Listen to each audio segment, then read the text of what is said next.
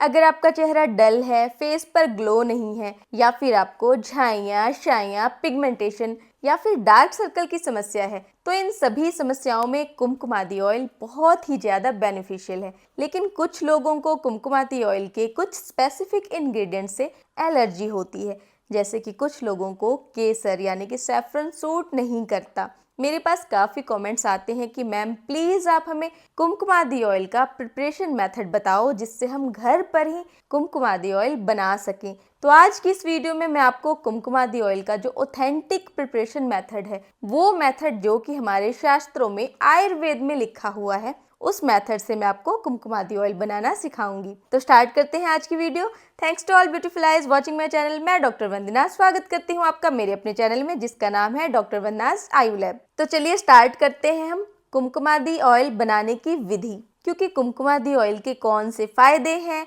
और किस तरीके से इसका इस्तेमाल करना चाहिए, इसका वर्णन मैं अपनी प्रीवियस वीडियोस में कर चुकी हूँ। तो अब सबसे पहले बात करते हैं कि कुमकुमादी ऑयल बनाने के लिए आपको कौन कौन सा सामान चाहिए।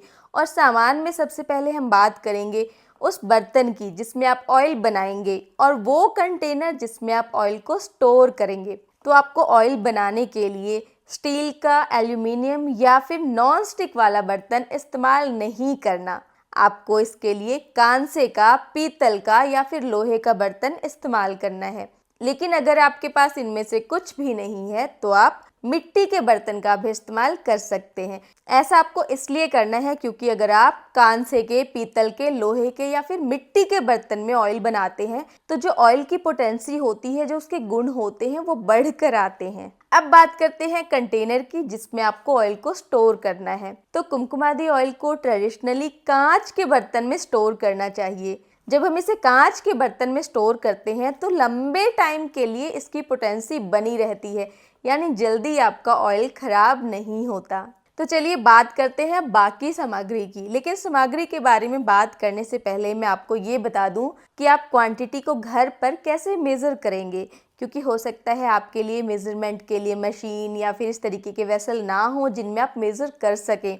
तो मैं आपको बहुत ही ईजी तरीका बता रही हूँ, ऐसा तरीका बता रही हूँ ऑयल बनाने का जिससे आप घर पर आसानी से बना सकें, आपको परेशानी ना हो। तो मेज़रमेंट के लिए आपको सबसे पहले क्या चाहिए, जो पानी की बोतल होती है 1 लीटर वाली या फिर 2 लीटर वाली, ऐसी आपको बोतल चाहिए। इसके अलावा आपको क्या चाहिए, जो सबके घर में खांसी की सिरप मिल जाएगी, नहीं तो लोगों के घरों में बच्चे होते हैं, बच्चों की भी सिरप होती है। सिरप के ऊपर एक ट्रांसपेरेंट सा कवर होता है, एक ढक्कन होता है जिसमें 5 ml, 10 ml, 15 ml ऐसे मेजरमेंट लिखा होता है, एक आपको वो कैप चाहिए। इसके अलावा आपको क्या चाहिए, एक मीडियम साइज की खाने की चम्मच। जी हाँ, जो चम्मच हम खाने के लिए इस्तेमाल करते हैं, लेकिन वो भी अलग अलग साइज में होती है, कोई बहुत ज़्यादा बड़ी होती है, कोई बिल्कुल ही छोटी होती है। तो आपको लेनी है मीडियम साइज की। जो मीडियम साइज की स्पून होती है, लगभग उसमें 3 ग्राम की क्वांटिटी आती है, तो उसे भी हम मेजरमेंट के लिए इस्तेमाल करेंगे। तो चलिए देखते हैं बाकी सामग्री। तो सबसे पहले आपको चाहिए पानी। पानी आपको चाहिए 2.2 लीटर। अब 2.2 लीटर के लिए आप क्या करेंगे, सबसे पहले तो 2 लीटर पानी तो मेजर करना बहुत ही आसान है। अगर आपके पास 1-1 लीटर की बोतल है तो आप 1-1 लीटर से ले लीजिए 2 लीटर। अगर आपके पास 2 लीटर वाली पानी की बोतल है उससे आप मेजर कर लीजिए। अब बच गया बाकी का 0.2। इसे मेजर करने के लिए आपको वो जो सिरप का ढक्कन है उसका इस्तेमाल करना है। पानी के अलावा सेकेंड नंबर पर आपको चाहिए काले तिलों का तेल। जी हाँ, जो ट्रेडिशनली कुमकुमादी ऑयल बनाया जाता है उसमें तिल तेल का इस्तेमाल किया जाता है। लेकिन अगर तिल तेल आपको बिल्कुल ही सूट नहीं करता है तो आप इसकी जगह आलमंड ऑयल का इस्तेमाल भी कर सकते हैं, लेकिन ये प्योर होना चाहिए। लेकिन तिल तेल का ही ट्रेडिशनली इस्तेमाल क्यों किया जाता है, क्योंकि जो सेसमे ऑयल है ना, उसका स्किन के अंदर अब्जॉर्प्शन काफी अच्छा होता है। तो ये आपको ऑयल चाहिए 48 ml। तो जो आपके पास कैप है उससे आप 48 ml मेजर कर सकते हैं। थर्ड नंबर पर आपको चाहिए बकरी का दूध। ट्रेडिशनली जो ऑयल बनाया जाता है उसमें बकरी के दूध का इस्तेमाल होता है, लेकिन अगर आपको बकरी का दूध बिल्कुल ही नहीं मिल रहा तो उसकी जगह आप देसी गाय का जो दूध है, बिल्कुल फ्रेश जो मिल्क है, उसका इस्तेमाल कर सकते हैं। आपको थैली वाला दूध इस्तेमाल नहीं करना, जो पाउडर वाला दूध आता है वो भी आपको इस्तेमाल नहीं करना। तो आपको मिल्क चाहिए 96 ml। ये जो मैं आपको ऑयल बनाना बता रही हूँ, ये मैं आपको एक स्मॉल क्वांटिटी में बनाना बता रही हूँ। अगर आपको ज़्यादा ऑयल बनाना है तो जो मैं क्वांटिटी बता रही हूँ उसको अपने हिसाब से आप डबल या फिर ट्रिपल या फिर और भी ज़्यादा बढ़ा सकते हैं। इसके अलावा आपको चाहिए रोज़ वाटर। रोज़ वाटर आपको बिल्कुल ही थोड़ा सा चाहिए, बस इतना सा जिसमें आप केसर को डिप कर सको। तो 2 से 5 ml रोज़ वाटर काफ़ी होगा। तो चलिए बात करते हैं बाकी सामग्री की। तो जो हम ये ऑयल बनाएंगे, इसके लिए जो हम हर्ब्स इस्तेमाल करेंगे ना, इनको 2 अलग अलग तरीकों से इस्तेमाल करना है। एक तो आपको काढ़ा बनाने के लिए चाहिए, दूसरा आपको पेस्ट बनाने के लिए चाहिए। तो सबसे पहले बात करते हैं जो काढ़ा बनाते हैं उसमें कौन कौन से हर्ब्स हैं और आपको कितनी कितनी क्वांटिटी लेनी है। तो काढ़ा बनाने के लिए जो आपको हर्ब्स चाहिए वो है नंबर 1 लाल चंदन, नंबर 2 लाक्षा, नंबर 3 मंजिष्ठा, नंबर 4 मुलैठी, नंबर 5 दारू हल्दी, नंबर 6 उशीर, नंबर 7 पद्मक, नंबर 8 नीलकमल, नंबर 9 वट वृक्ष, नंबर 10 प्लाक्षा, नंबर 11 कमल केसर, नंबर 12 बिल्व, नंबर 13 अग्निमंथा, नंबर 14 श्योनका, नंबर 15 गंभारी, नंबर 16 पाटला, नंबर 17 शालपर्णी, नंबर 18 कृष्णपर्णी, नंबर 19 गोक्षुरा, नंबर 20 बृहति, नंबर 21 कंटकारी। तो ये जो मैंने आपको काढ़े के हर्ब्स बताए हैं, इनके अंदर एक मैंने बताया है आपको वट वृक्ष। तो ये वट वृक्ष क्या है? बरगद का पेड़ है। तो इसका आपको फ्रूट यानी कि फल इस्तेमाल करना है। तो आसपास में कई बार हमें फ्रूट मिल जाता है तो आप उसका भी इस्तेमाल कर सकते हो। आपको क्या करना है, इसे ओपन करके अंदर से इसको साफ़ करना है, फिर आपको छाया में सुखाना है, उसके बाद आप इसका इस्तेमाल कर सकते हैं। अब ये जो कषाय के हर्ब्स बताए हैं, इसमें 12 से लेकर जो 21 नंबर तक के हर्ब्स हैं, इनको हम बोलते हैं दशमूल। इन 10 हर्ब्स को एक साथ दशमूल बोला जाता है। तो आप पाउडर फॉर्म में जब खरीदेंगे, आपको अलग अलग इन हर्ब्स को खरीदने की ज़रूरत नहीं है, आपको दशमूल पाउडर मिल जाता है, जिसका लिंक मैं वीडियो में दे दूँगी।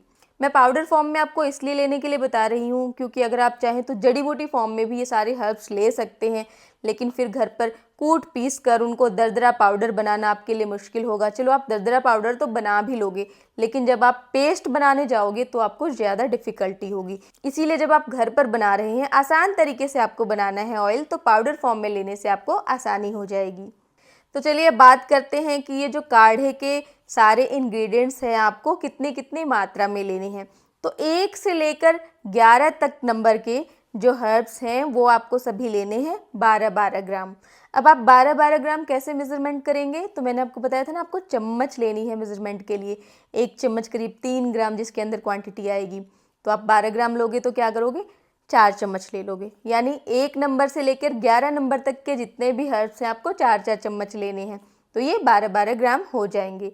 अब दशमूल की बात करें तो दशमूल आपने एक साथ लिया है पाउडर फॉर्म में, तो ये आपको लेना है 120 ग्राम। अब 120 ग्राम दशमूल लेने के लिए आप क्या करोगे? 100 ग्राम्स के आप पैकेट लोगे, 2 पैकेट। तो एक पैकेट तो आपने कंप्लीट ले लिया 100 ग्राम्स का। अब जो 20 ग्राम्स है वो आप स्पून से मेज़र कर सकते हो। 1 ग्राम का थोड़ा सा डिफरेंस आएगा, वो आप अंदाज़ा लगा सकते हो। देखिए, जब हम चम्मच से और इस तरीके से हम मेज़रमेंट करेंगे तो हम ये उम्मीद नहीं कर सकते कि हमारा मेज़रमेंट बिल्कुल ही एक्यूरेट होगा, लेकिन जितना हो सके उतना एक्यूरेट करने की हम कोशिश करेंगे। तो चलिए अब बात करते हैं जो आप पेस्ट बनाएंगे, पेस्ट के लिए आपको कौन कौन से हर्ब्स चाहिए।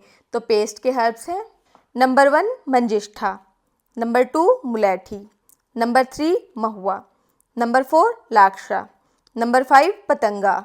तो ये जो पेस्ट की सामग्री है ये आपको कितनी लेनी है? 3-3 ग्राम, यानी कि 1-1 चम्मच लेनी है आपको।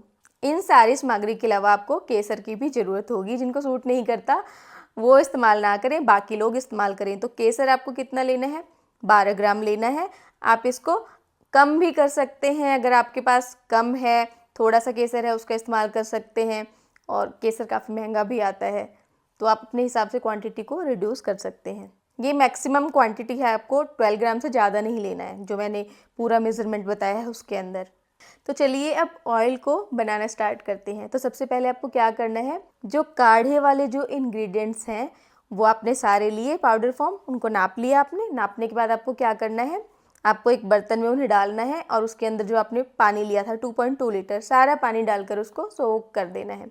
अच्छा, एक और बात, जो ये पानी आपने 2.2 लीटर लिया है ना, इसको आप ना एक और बार नाप लो। आपके पास कोई बड़ा सा कॉफ़ी मग हो या फिर स्टील का बड़ा ग्लास हो, कॉफ़ी मग ज़्यादा अच्छा रहेगा, उससे भी आप नाप लो इस पानी को कि कितने मग बनता है। क्यों आपको नापना है? क्योंकि बाद में जब ये पानी रिड्यूस होगा ना पकते पकते, तो आपको अंदाज़ा लगेगा कितना रिड्यूस हुआ है, कितना नहीं हुआ। क्योंकि हमें इसको तब तक पकाना होगा जब तक ये 1/4 ना हो जाए।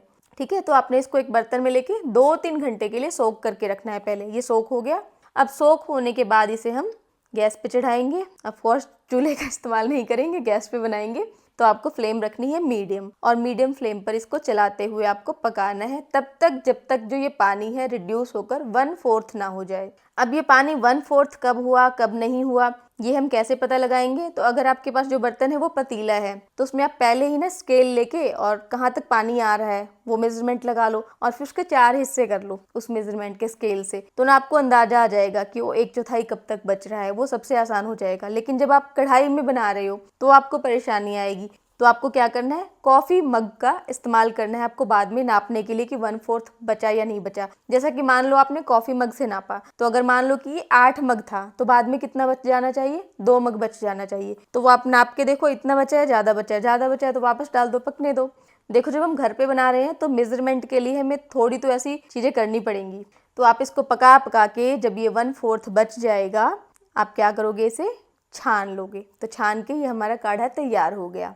चलो अब पेस्ट बनाते हैं। तो पेस्ट की जो सारी की सारी सामग्री है, आपको क्या करना है, थोड़ा सा पानी डाल के, अगर किसी के पास सिलवट्टा है ना तो उस पे उसको रगड़ो, वो पानी इसमें अच्छे से मिक्स हो जाए, पेस्ट बन जाएगा। तो मेरे पास सिलवट्टा नहीं है तो ऐसे ही मिला दिया मैंने। ठीक है, जो सिलवट्टा है ना, जिसके पास, वो सिलवट्टे पे इसको थोड़ा सा पीसो। ठीक है, तो ये अच्छी तरीके से पेस्ट बन जाएगा। जो पेस्ट की सामग्री है सारी कितनी कितनी चाहिए, 1-1 चम्मच। ठीक है, तो अब आपका काढ़ा भी तैयार है, आपका पेस्ट भी तैयार है। अब आपको क्या करना है, जो केसर है उसको थोड़े से रोज़ वाटर के अंदर आप डिप कर दें। चाहे तो उसको थोड़ा सा उसमें मसल भी सकते हैं या फिर पीस भी सकते हैं हल्का सा। ठीक है, अब ये तीनों चीज़ें रेडी हो गई। अब आपको क्या करना है, एक कढ़ाई लेनी है। कढ़ाई के अंदर आपको क्या क्या डालना है, जो आपने काढ़ा रेडी कर रखा था वो सारा काढ़ा डाल देना है आपको। जो आपने तिल तेल ले रखा है वो आपको सारा डाल देना है उसमें। जो आपका पेस्ट है वो पेस्ट भी सारा डाल देना है। साथ ही जो बकरी का दूध है वो भी आपको डाल देना है। ये सारी चीज़ें डालकर आपको क्या करना है, केसर नहीं डालना। ठीक है, बाकी सारी चीज़ें डालनी है आपको। फिर धीमी आंच पे इसे पकाना स्टार्ट करना है। मीडियम पे या फुल फ्लेम पे मत करना कि जल्दी पक जाए, क्योंकि हमें क्या चाहिए, ऑयल के अंदर हर्ब्स का सारा एसेंस चाहिए, इसलिए हम धीमी आंच पर पकाएंगे। तो बिल्कुल लो फ्लेम कर दें और इसको पकाना स्टार्ट करें। अब इसको कब तक पकाना है, तो आपको इसे पकाते रहना है जब तक जितना भी पानी है वो सारा का सारा सूख ना जाए और सारा तेल ऊपर ना आ जाए। मतलब बाकी सारी चीज़ें रिड्यूस हो जाएंगी, जो भी इसके अंदर पानी है, जो कि इसके अंदर दूध डाला है, वो सब खत्म हो जाए, सिर्फ ऑयल ऑयल बचेगा। तब तक इसे हमें धीमी आंच पे पकाते रहना है और चलाते रहना है। जब आपका ये ऑयल लगभग लगभग बनने वाला होगा, तो लास्ट मोमेंट से जस्ट पहले आपको ये जो केसर है रोज़ वाटर के अंदर मिलाया हुआ, ये भी आपको इसमें डाल देना है। आपको फ्लेम का बहुत ही ध्यान रखना है, बिल्कुल ही कम फ्लेम होनी चाहिए। तो जब आप गैस पर भी बना रहे हैं तो स्टोव की जो सबसे छोटा वाला जो बर्नर होता है, जिसमें सबसे कम आंच आती है, उसका इस्तेमाल करना है। उसमें भी लोवेस्ट पे रखकर आपको बनाना है।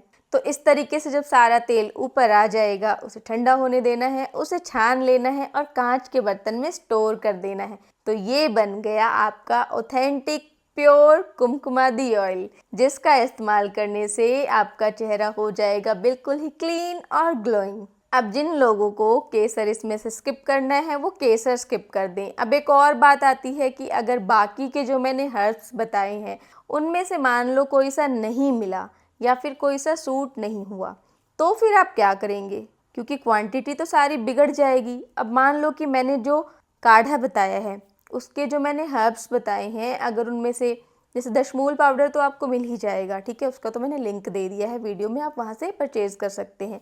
लेकिन मान लो कि बाकी हर्ब्स में से कोई सा आपको नहीं मिल रहा, तो आप क्या करेंगे। तो मान लो आपको एक हर्ब नहीं मिला कोई सा, तो आपको क्या करना है, दूसरा हर्ब बढ़ा देना है। जैसे कि मुलैठी है, उसको मान लो आप 12 ग्राम की जगह 24 ग्राम कर दो। ठीक है, मान लो आपको इनमें से 2 हर्ब नहीं मिले, तो आप क्या करोगे, मुलैठी को भी बढ़ा दो और मंजिष्ठा को भी बढ़ा दो। इस तरीके से आपको करना है, ताकि क्योंकि हमें पानी की जो क्वांटिटी है वो भी मेंटेन रखनी है। और बाकी हर्ब्स तो आपको मिल ही जाएंगे, बहुत ज़्यादा तो मुझे लगता नहीं है कि आपको हर्ब्स नहीं मिलेंगे, बाकी चीज़ें आपको ईजिली मिल ही जाएंगी। तो उम्मीद करती हूँ वीडियो आपको बहुत पसंद आई होगी और आप ऑथेंटिक तरीके से कुमकुमादी ऑयल बनाना ज़रूर ट्राई करेंगे, और बनाकर मुझे भी ज़रूर बताना कि ऑयल कैसा बना, और इंस्टाग्राम पर ऑयल की फ़ोटो भी भेजना। वीडियो अच्छी लगी हो तो लाइक कर देना। ऐसी ही और वीडियोस के लिए subscribe to my channel. Stay healthy and keep glowing.